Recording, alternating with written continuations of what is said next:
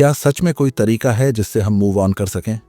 जब दिल किसी चीज, किसी इंसान, किसी याद या किसी असफलता को छोड़ने को तैयार ही नहीं होता, क्यों हम हर चीज पकड़कर बैठे रहते हैं, चाहे वो हमें दर्द ही क्यों न दे रही हो? और अगर छोड़ना इतना जरूरी है तो आखिर छोड़कर आगे कैसे बढ़ें? यही सवाल अक्सर लोग पूछते हैं, और सच बताऊं तो ये सवाल सिर्फ आपका नहीं है। ये हर उस इंसान का सवाल है जिसने कभी किसी चीज को दिल से चाहा, फिर उसे खोया या उससे चोट खाई। शुरुआत यहीं से होती है, क्योंकि मूव ऑन कोई तकनीक नहीं, ये एक समझ है।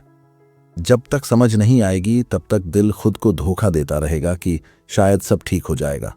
लेकिन सच्चाई ये है कि जिंदगी हमेशा आगे चलती है, पीछे खड़े रहने वालों का इंतजार नहीं करती। असल परेशानी ये नहीं कि हम छोड़ नहीं पाते, असल परेशानी ये है कि हम छोड़ने को हार मान लेते हैं। बचपन में जब बच्चा चलना सीखता है तो गिरता है, फिर उठता है, क्योंकि उसे पता है कि गिरना अंत नहीं है। लेकिन बड़े होते होते हम गिरने को अपनी पहचान बना लेते हैं। कोई रिश्ता टूट गया, कोई मौका चला गया, कोई सपना अधूरा रह गया, हम उसी जगह खुद को रोक लेते हैं।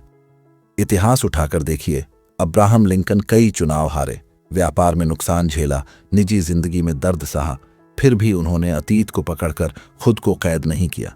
उन्होंने समझा कि जिंदगी का मकसद पीछे की कहानी नहीं, आगे की संभावना है। नेपोलियन हिल कहा करते थे कि हर असफलता अपने साथ बराबर या उससे बड़ा लाभ छुपा कर लाती है। इसका मतलब ये नहीं कि दर्द अच्छा लगता है, बल्कि ये कि दर्द हमेशा कोई दिशा देता है। अगर रिश्ता टूटा है तो शायद आपको खुद को समझने का मौका मिल रहा है। अगर नौकरी गई है तो शायद नई क्षमता खोजने का रास्ता खुल रहा है। इसी बात को नेपोलियन हिल ने अंग्रेजी में भी कहा था, every adversity carries with it the seed of an equal और ग्रेटर बेनिफिट। जब आप इस विचार को दिल से स्वीकार करते हैं तब मूव ऑन मजबूरी नहीं, समझदारी बन जाता है। लेकिन एक सच्चाई और है जिसे लोग सुनना नहीं चाहते। हम चीजों को इसलिए नहीं पकड़ते क्योंकि वो इतनी खास हैं, हम इसलिए पकड़ते हैं क्योंकि हमने उनमें खुद की पहचान जोड़ दी होती है। कोई रिश्ता खत्म होता है तो लगता है मैं खत्म हो गया, कोई सपना टूटता है तो लगता है मेरी कीमत खत्म हो गई। यही भ्रम हमें रोकता है। असल में आपकी कीमत किसी इंसान, किसी चीज या किसी मौके से तय नहीं होती। अगर ऐसा होता तो दुनिया के सबसे सफल लोग एक बार हार कर हमेशा के लिए रुक जाते। एक और उदाहरण देखिए, थॉमस एडिसन ने हजारों बार प्रयोग किए, बल्ब बनने से पहले अनगिनत नाकामियां देखीं। उनसे पूछा गया कि इतना फेल होकर कैसा लगता है, तो उन्होंने कहा कि उन्होंने असफलता नहीं देखी, उन्होंने 1000 तरीके खोजे जो काम नहीं करते। ये नजरिया ही मूव ऑन की असली ताकत है। जब आप अतीत को सब खत्म नहीं बल्कि एक सीख मानते हैं, तब दिल खुद हल्का होने लगता है। कभी खुद से ईमानदारी से पूछिए, क्या जो आप पकड़कर बैठे हैं वो सच में आपको आगे बढ़ा रहा है या सिर्फ आपकी आदत बन चुका है? कई लोग दर्द से नहीं, दर्द की आदत से बंधे रहते हैं, क्योंकि दर्द छोड़ना मतलब अनजान रास्ते पर चलना, और अनजान रास्ता डराता है। लेकिन यही तो जिंदगी का नियम है, जो जाना पहचाना है वो अक्सर आपको वहीं रोकता है, जो नया है वही आपको बढ़ाता है। सच्चाई थोड़ी कड़वी है, पर जरूरी है।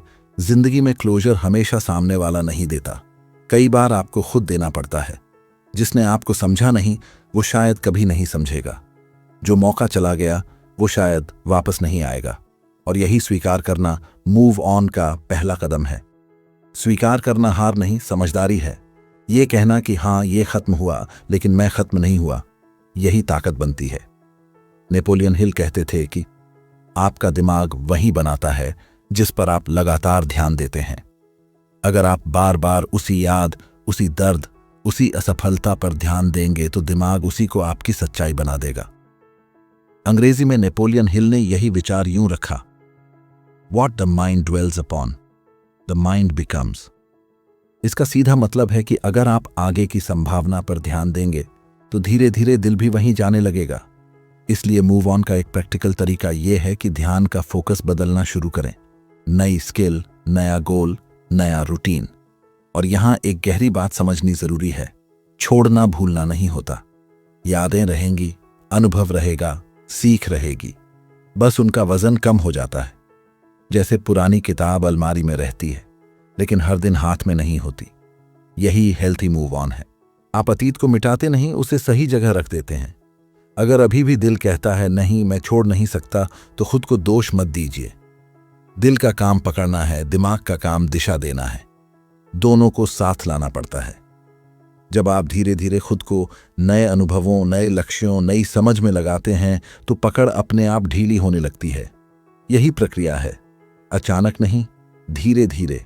और शायद अभी आपके मन में ये सवाल उठ रहा होगा कि अगर छोड़ दिया तो क्या सच में जिंदगी बेहतर हो जाएगी, या फिर ये सिर्फ खुद को दिलासा देने की बात है।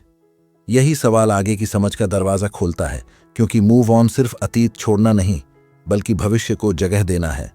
और यहीं से असली बदलाव शुरू होता है। और जब ये सवाल दिल में आता है कि छोड़ देने के बाद सच में जिंदगी बेहतर होगी या नहीं, तो यहीं से असली समझ शुरू होती है। क्योंकि मूव ऑन कोई जादू नहीं करता, वो बस आपके अंदर जगह बनाता है, नई सोच के लिए, नए मौके के लिए, और सबसे जरूरी खुद को नए तरीके से देखने के लिए। जब हाथ भरे होते हैं तो नया कुछ पकड़ना मुश्किल होता है, और यही जिंदगी का नियम है। कई लोग कहते हैं कि मैं भूल नहीं पा रहा, लेकिन सच ये है कि भूलना जरूरी भी नहीं है। जरूरी है उस याद को इतना हल्का कर देना कि वो आपकी रोज की ऊर्जा ना खा जाए। आप अगर हर सुबह उसी पुराने दर्द को याद करके दिन शुरू करते हैं, तो आपका आज भी अतीत जैसा ही बन जाता है। इसलिए मूव ऑन का मतलब है अपने आज को अतीत की कैद से आजाद करना। इतिहास में देखें तो स्वामी विवेकानंद का जीवन इसका बड़ा उदाहरण है। गुरु रामकृष्ण परमहंस के निधन के बाद वो पूरी तरह टूट गए थे। आर्थिक तंगी, सामाजिक दबाव और भीतर का खालीपन, सब कुछ एक साथ था। अगर वो उसी दर्द को पकड़कर बैठे रहते, तो शायद शिकागो का वो ऐतिहासिक भाषण कभी नहीं होता, जिसने पूरी दुनिया को भारतीय दर्शन से परिचित कराया। उन्होंने अतीत को नकारा नहीं, उसे शक्ति बनाया। यही फर्क है, कुछ लोग दर्द से रुक जाते हैं, कुछ लोग उसी दर्द को दिशा बना लेते हैं। नेपोलियन हिल कहते थे कि आपकी सबसे बड़ी ताकत आपका निर्णय होता है। इसका मतलब यह है कि जिंदगी कई बार आपके हाथ में विकल्प नहीं देती, लेकिन आपका फैसला हमेशा आपके हाथ में रहता है। अंग्रेजी में उन्होंने यही बात यूं कही, your decisions shape your destiny more than your conditions. जब आप तय कर लेते हैं कि अब आगे बढ़ना है, तब धीरे धीरे परिस्थितियां भी उसी दिशा में बदलने लगती हैं। ये ओवरनाइट नहीं होता, लेकिन ये जरूर होता है। अक्सर लोग पूछते हैं कि प्रैक्टिकल तरीका क्या है। सबसे पहला तरीका है खुद से सच बोलना। अगर कोई रिश्ता खत्म हो गया, तो खुद को यह कहना कि हाँ, ये खत्म हुआ है। कई लोग सालों तक इल्यूजन में जीते रहते हैं कि शायद सब पहले जैसा हो जाएगा। इल्यूजन कंफर्ट देता है, लेकिन ग्रोथ रोक देता है। दूसरा तरीका है अपने रूटीन को बदलना। वही जगह, वही गाने, वही बातें बार बार वही इमोशंस जगाती हैं। जब आप एनवायरनमेंट बदलते हैं, तो दिमाग को नया पैटर्न मिलता है। एक और सच जो कम लोग मानते हैं, खाली समय दर्द को बढ़ाता है। जब दिमाग के पास करने को कुछ नहीं होता, तो वो अतीत की रिप्ले करने लगता है। इसीलिए प्रोडक्टिव रहना मूव ऑन की थेरेपी जैसा है। ये डिस्ट्रैक्शन नहीं, डायरेक्शन है। किसी स्किल पर काम करना, फिटनेस पर ध्यान देना, किताब पढ़ना या किसी मीनिंगफुल प्रोजेक्ट में लगना, ये सब दिमाग को नया पर्पस देते हैं। यहाँ एक सटल लेकिन पावरफुल बात समझनी जरूरी है। सेल्फ रिस्पेक्ट के बिना मूव ऑन अधूरा रहता है। अगर आप बार बार खुद को वही जगह ले जाते हैं जहां आपकी वैल्यू नहीं हुई, तो दर्द फिर लौटेगा। खुद की इज्जत करना मतलब खुद को उस जगह से निकाल लेना जहां आप सिर्फ ऑप्शन थे, प्रायोरिटी नहीं। ये ईगो नहीं, इमोशनल हेल्थ है। नेपोलियन हिल ने बार बार कहा था कि आत्मविश्वास वो आदत है जिसे अभ्यास से बनाया जा सकता है। यानी कॉन्फिडेंस कोई जन्मजात चीज नहीं, ये डेली एक्शन से बनता है। अंग्रेजी में उनका एक प्रसिद्ध विचार है, confidence grows through disciplined action. जब आप छोटे छोटे कदम लेते हैं, सुबह समय पर उठना, अपने लक्ष्य पर काम करना, अपनी बाउंड्रीज क्लियर रखना, तब कॉन्फिडेंस धीरे धीरे वापस आता है। और कॉन्फिडेंस आने पर अतीत की पकड़ खुद कम हो जाती है। और एक सच्चाई जो कई बार देर से समझ आती है, क्लोजर सामने वाले से नहीं, क्लैरिटी खुद से मिलती है। सामने वाला शायद कभी एक्सप्लेन न करे, माफी न मांगे या आपकी उम्मीद के मुताबिक बिहेव न करे, लेकिन अगर आपने खुद समझ लिया कि क्या हुआ, क्यों हुआ और आपको आगे क्या करना है, तो वो क्लैरिटी ही क्लोजर बन जाती है। देखिए, जिंदगी में हर चीज परमानेंट नहीं होती। मौसम बदलते हैं, लोग बदलते हैं, प्रायोरिटीज बदलती हैं, अगर आप चेंज को दुश्मन मानेंगे तो हर बदलाव दर्द देगा। अगर चेंज को नेचर का रूल मानेंगे तो वही बदलाव ग्रोथ देगा। यही माइंडसेट शिफ्ट मूव ऑन का कोर है। और शायद अभी आपके मन में यह भी चल रहा होगा कि अगर आगे बढ़ गया तो क्या पुरानी चीजों की अहमियत कम हो जाएगी? क्या इसका मतलब यह होगा कि जो था वो बेकार था? बिल्कुल नहीं। किसी चीज को छोड़ना यह नहीं कहता कि वो गलत थी, ये सिर्फ कहता है कि उसका समय पूरा हो गया। जैसे स्कूल खत्म होने पर आप किताबें फेंकते नहीं, बस अगले स्टेज पर चले जाते हैं। इस पूरे प्रोसेस में पेशेंस सबसे बड़ा फैक्टर है। इंस्टेंट हीलिंग फिल्मों में होती है, असली जिंदगी में हीलिंग ग्रेजुअल होती है। कभी लगेगा कि सब ठीक हो रहा है, फिर अचानक कोई याद आ जाएगी और दिल भारी हो जाएगा। इसका मतलब ये नहीं कि आप पीछे चले गए, इसका मतलब बस इतना है कि हीलिंग चल रही है। और इसी जगह एक प्रैक्टिकल एक्सरसाइज काम आती है, ग्रैटिट्यूड प्रैक्टिस। हर दिन 3 ऐसी चीजें लिखना जिनके लिए आप थैंकफुल हैं। ये छोटा सा हैबिट दिमाग को स्कैर्सिटी से अबंडेंस की तरफ ले जाता है। जब फोकस क्या खोया से क्या है पर आता है, तब मूव ऑन आसान हो जाता है। अब अगर दिल धीरे धीरे हल्का होने लगे तो अगला सवाल उठता है, आगे बढ़ने के बाद असली डायरेक्शन क्या हो? क्योंकि सिर्फ छोड़ देना काफी नहीं, आगे किस ओर जाना है ये समझना भी उतना ही जरूरी है। और यहीं से जिंदगी का नया अध्याय शुरू होता है, जहां पास्ट एक्सपीरियंस आपका बोझ नहीं, आपकी ताकत बन सकता है। और जब ये समझ आने लगती है कि सिर्फ छोड़ देना काफी नहीं, आगे किस दिशा में बढ़ना है ये तय करना भी जरूरी है, तभी मूव ऑन सच में मीनिंगफुल बनता है। क्योंकि खालीपन अगर डायरेक्शन न पाए तो वही खालीपन फिर पुराने दर्द को वापस बुला लेता है। कई लोग अतीत छोड़ तो देते हैं, लेकिन नया लक्ष्य तय नहीं करते, इसलिए थोड़े समय बाद वही यादें फिर हावी हो जाती हैं। असल में मूव ऑन का दूसरा नाम है अपने फ्यूचर को कॉन्शियसली डिजाइन करना। जब आपको पता होता है कि आप कहां जाना चाहते हैं, तब पीछे छूटी चीजें खुद ब खुद छोटी लगने लगती हैं। जीवन में कई बड़े लोगों ने यही किया। APJ अब्दुल कलाम जब एयरफोर्स पायलट बनने का सपना पूरा नहीं कर पाए तो वो पल उनके लिए बहुत भारी था, लेकिन उन्होंने उसी डिसअपॉइंटमेंट को नई दिशा दी और वैज्ञानिक बनने का रास्ता चुना। अगर वो उसी असफलता से चिपके रहते तो शायद भारत को मिसाइल मैन और बाद में एक प्रेरणादायक राष्ट्रपति नहीं मिलता। उनका उदाहरण बताता है कि डायरेक्शन मिलने पर दर्द एनर्जी बन जाता है। नेपोलियन हिल कहते थे कि स्पष्ट लक्ष्य के बिना दिमाग भटकता है और भटका हुआ दिमाग पुराने डर पकड़ लेता है। इसका मतलब साफ है कि क्लैरिटी इमोशनल हीलिंग का हिस्सा है। अंग्रेजी में उन्होंने कहा था, a definite purpose stabilises the mind.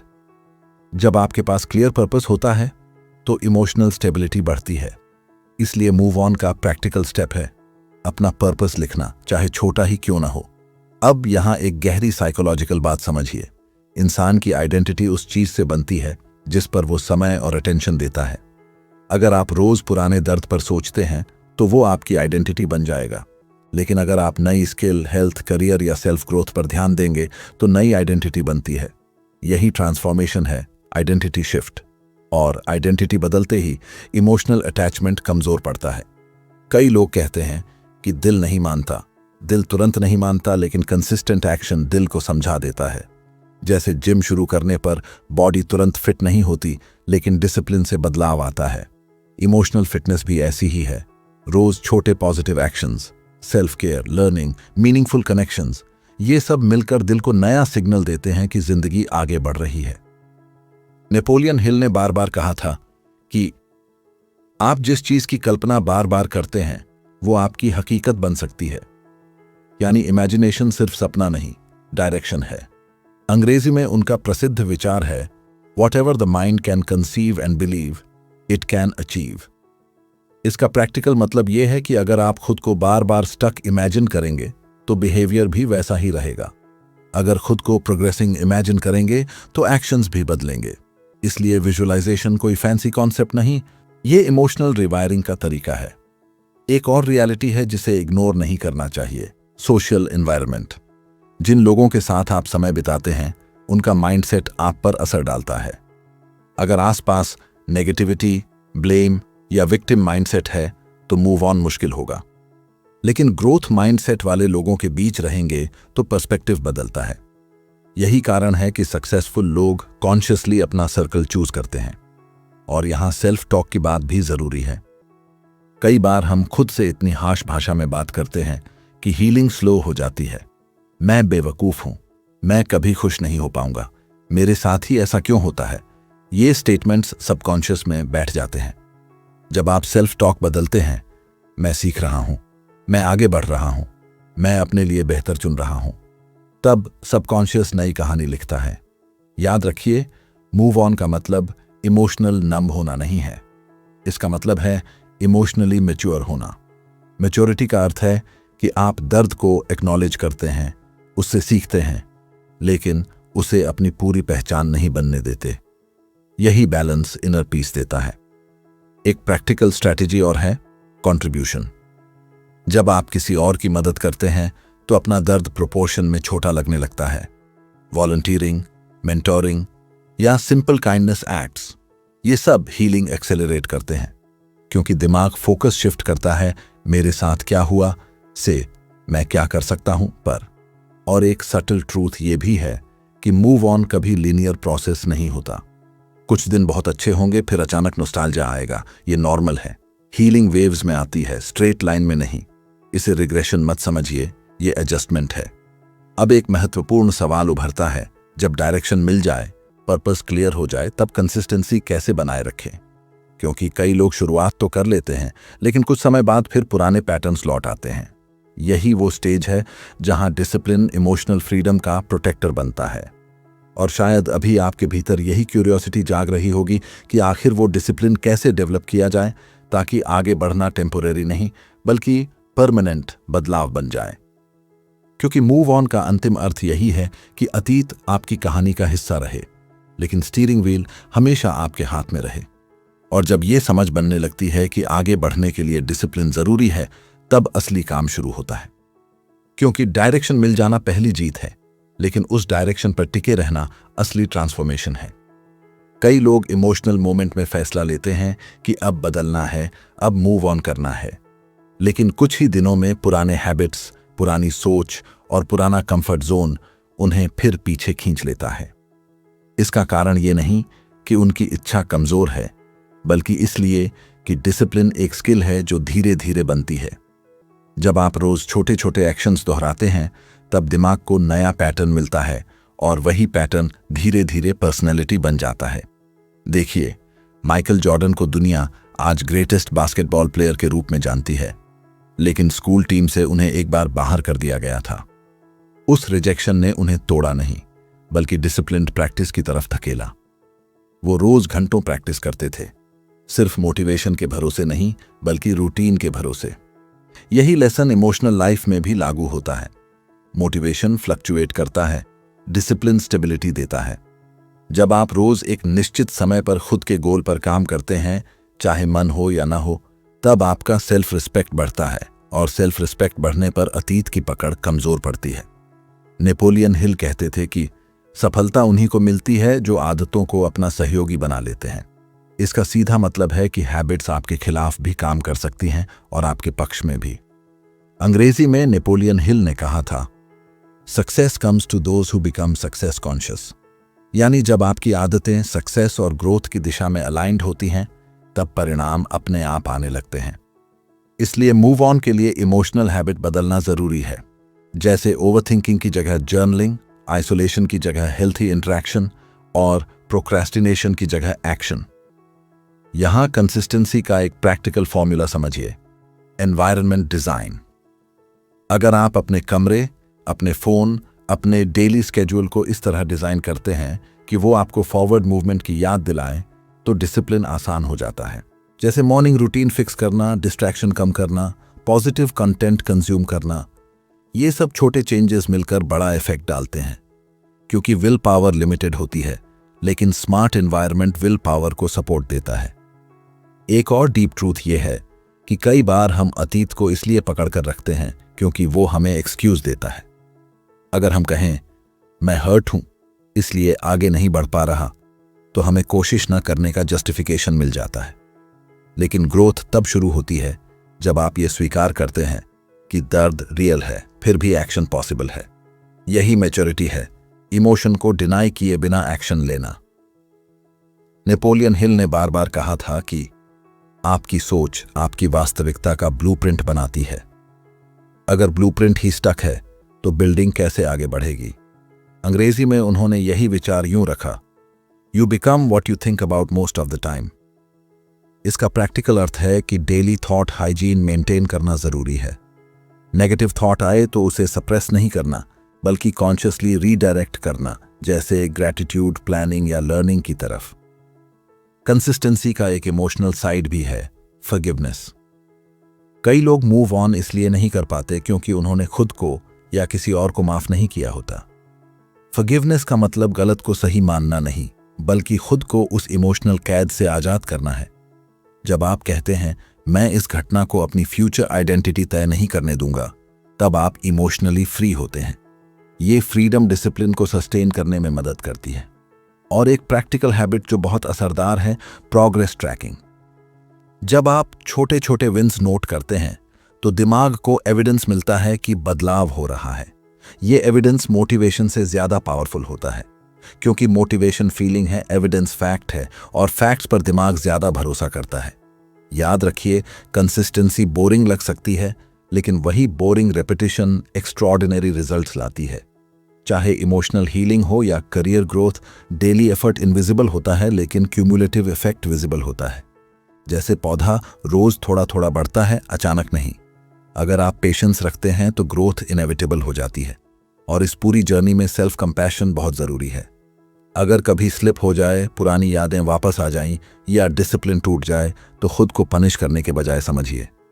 Harsh self criticism healing slow कर देता है, जबकि compassionate self talk healing accelerate करता है। आप इंसान हैं, मशीन नहीं। फ्लक्चुएशंस नॉर्मल हैं। अब शायद दिल में ये सवाल उठ रहा होगा कि जब डिसिप्लिन बन जाए, कंसिस्टेंसी आ जाए और अतीत का बोझ काफी हल्का हो जाए, तब जिंदगी को किस नजर से देखा जाए ताकि फिर कभी वही इमोशनल जाल न बने। क्योंकि मूव ऑन सिर्फ एक घटना से जुड़ा प्रोसेस नहीं, ये एक लाइफ लॉन्ग माइंडसेट है। और इसी माइंडसेट को समझना आखिरी लेकिन सबसे पावरफुल स्टेप होता है, जहां इंसान सिर्फ आगे नहीं बढ़ता, बल्कि सच में अंदर से बदल जाता है। और जब ये सवाल सामने आता है कि आगे की जिंदगी को किस नज़र से देखा जाए ताकि फिर कभी वही इमोशनल जाल न बने, तभी मूव ऑन का असली अर्थ खुलकर सामने आता है। क्योंकि मूव ऑन सिर्फ अतीत से निकलना नहीं, बल्कि ऐसी समझ विकसित करना है जिससे आप हर अनुभव को बैलेंस के साथ देख सकें। जिंदगी में लोग आएंगे, मौके आएंगे, कुछ टिकेंगे, कुछ चले जाएंगे, लेकिन अगर आपका माइंडसेट स्टेबल है तो बाहरी बदलाव आपको तोड़ नहीं पाएंगे। यही इमोशनल इंडिपेंडेंस है, जहां आपकी खुशी किसी एक व्यक्ति, एक घटना या एक नतीजे पर टिकी नहीं रहती। देखिए, जब इंसान ये समझ लेता है कि चेंज लाइफ का रूल है, तब अटैचमेंट हेल्थी हो जाता है। आप लोगों से प्यार करते हैं, अपने काम से जुड़ते हैं, सपनों के लिए मेहनत करते हैं, लेकिन भीतर ये क्लैरिटी रहती है कि कुछ भी परमानेंट नहीं। इससे फियर कम होता है। पहले हम खोने के डर से चिपके रहते थे, अब हम समझ के साथ जुड़ते हैं। यही मैच्योरिटी है। नेपोलियन हिल कहते थे कि जब आपका नजरिया बदलता है, तब आपकी दुनिया बदलने लगती है। इसका मतलब ये नहीं कि दुनिया अचानक परफेक्ट हो जाएगी, बल्कि आपकी परसेप्शन बदल जाएगी। अंग्रेजी में उन्होंने कहा था, change your thoughts and you change your world. जब आप इस विचार को अपनाते हैं, तब अतीत का दर्द भी पर्सपेक्टिव में आ जाता है। जो पहले ट्रेजेडी लगता था, वही अब लेसन लगता है। इतिहास में नेल्सन मंडेला इसका जीवंत उदाहरण है। 27 साल जेल में बिताने के बाद भी उन्होंने बिटरनेस नहीं चुना। अगर वो रिवेंज माइंडसेट में रहते तो शायद दक्षिण अफ्रीका का फ्यूचर अलग होता। उन्होंने फॉरगिवनेस और विजन चुना। ये आसान नहीं था, लेकिन यही इमोशनल स्ट्रेंथ है, परिस्थितियों से ऊपर उठकर माइंडसेट चुनना। यही मूव ऑन का हाईएस्ट लेवल है। अब प्रैक्टिकल बात करें तो लाइफ लॉन्ग माइंडसेट बनाने के 3 पिलर्स होते हैं, अवेयरनेस, एक्सेप्टेंस और एक्शन। अवेयरनेस मतलब खुद को समझना, एक्सेप्टेंस मतलब रियलिटी को मानना, और एक्शन मतलब आगे बढ़ना। अगर इन तीनों में बैलेंस रहे तो इमोशनल स्टेबिलिटी बनी रहती है। सिर्फ अवेयरनेस हो और एक्शन ना हो तो ओवरथिंकिंग होगा। सिर्फ एक्शन हो और एक्सेप्टेंस ना हो तो बर्नआउट होगा। और सिर्फ एक्सेप्टेंस हो बिना अवेयरनेस के तो ग्रोथ रुक जाएगी। नेपोलियन हिल ने बार बार कहा था कि परसिस्टेंस हर बड़ी उपलब्धि की बैकबोन होती है। परसिस्टेंस का मतलब जिद नहीं, स्टेडी कमिटमेंट है। अंग्रेजी में उन्होंने कहा था, persistence guarantees that results are inevitable. जब आप इस माइंडसेट के साथ चलते हैं तो टेम्परेरी सेटबैक्स आपको डिस्टर्ब नहीं करते। आप जानते हैं कि जर्नी लंबी है और स्टेडी एफर्ट ही असली ताकत है। और एक बहुत ज़रूरी सच, खुशी फ्यूचर इवेंट नहीं है, ये प्रेजेंट प्रैक्टिस है। कई लोग सोचते हैं जब वो मिल जाएगा तब खुश होऊंगा, या जब वो दर्द पूरी तरह खत्म होगा तब चैन मिलेगा। लेकिन इमोशनल साइंस बताती है कि हैप्पीनेस डेली हैबिट्स से बनती है, gratitude, meaningful work, healthy relationships और सेल्फ रिस्पेक्ट से। जब ये 4 पिलर्स स्ट्रांग होते हैं तो मूव ऑन नेचुरल प्रोसेस बन जाता है, स्ट्रगल नहीं। यहां सेल्फ ट्रस्ट की बात भी जरूरी है। जब आप बार बार खुद को साबित करते हैं कि मैं मुश्किल से निकल सकता हूं, तब अंदर कॉन्फिडेंस बनता है। ये कॉन्फिडेंस फ्यूचर चैलेंजेस को आसान बना देता है, क्योंकि अब आपको पता है कि आप टूटते नहीं, सीखते हैं। यही इनर सिक्योरिटी है जो किसी एक्सटर्नल वैलिडेशन से ज्यादा पावरफुल होती है। और शायद सबसे बड़ा ट्रूथ यही है, जिंदगी लीनियर नहीं होती, ये अप्स एंड डाउन्स आते रहेंगे। लेकिन अगर माइंडसेट बैलेंस्ड है तो ये अप्स में आप ग्राउंडेड रहेंगे और डाउन्स में होपफुल। यही इमोशनल मास्टरी है। इसमें परफेक्शन नहीं, प्रोग्रेस मायने रखती है। अब इस पूरी जर्नी को एक सिंपल लेकिन पावरफुल एक्शन में बदलिए। आज ही एक कागज लीजिए और 3 बातें लिखिए। पहला, क्या छोड़ना है। दूसरा, क्या सीख मिली। और तीसरा, आगे किस पर फोकस करना है। ये छोटा एक्सरसाइज क्लैरिटी देगा। क्लैरिटी कॉन्फिडेंस देती है और कॉन्फिडेंस एक्शन को आसान बनाता है। नेपोलियन हिल कहते थे कि एक्शन फियर का सबसे बड़ा इलाज है। जब आप कदम उठाते हैं, डर छोटा पड़ने लगता है। अंग्रेजी में उन्होंने यही कहा था, action is the real measure of intelligence. यानी समझ तभी पूरी होती है जब वो एक्शन में दिखे। इसलिए इंतजार मत कीजिए कि मोटिवेशन आए, पहले एक्शन लीजिए, मोटिवेशन पीछे आएगा। और अंत में बस इतना याद रखिए, मूव ऑन करना, किसी को भूलना नहीं, खुद को याद करना है। आपकी पहचान किसी खोई हुई चीज से तय नहीं होती, बल्कि उससे तय होती है कि आपने उसके बाद क्या चुना। अगर आज आपने खुद के लिए बेहतर सोच, बेहतर आदत और बेहतर दिशा चुन ली, तो यही असली जीत है। जिंदगी किसी एक कहानी से खत्म नहीं होती। हर सुबह एक नया पन्ना खुलता है। उस पन्ने पर क्या लिखना है, ये अब आपके हाथ में है। आज एक छोटा कदम उठाइए, चाहे नया गोल तय करना हो, किसी पुराने दर्द को दिल से अलविदा कहना हो, या बस खुद से ये वादा करना हो कि अब अपनी ग्रोथ को प्रायोरिटी देंगे। क्योंकि जब आप खुद के साथ खड़े होते हैं, तब पूरी जिंदगी धीरे धीरे आपके पक्ष में खड़ी होने लगती है।